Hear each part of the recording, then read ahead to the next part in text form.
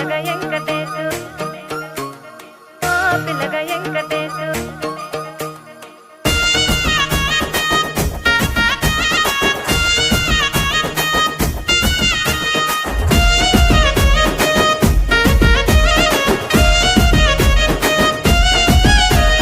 సితిరాల మనసు నాది చిన్నగా పోతుంటావో చూడక పోతుంటావో ఇంట్లో చిన్నదాన్ని నేను సితిరాల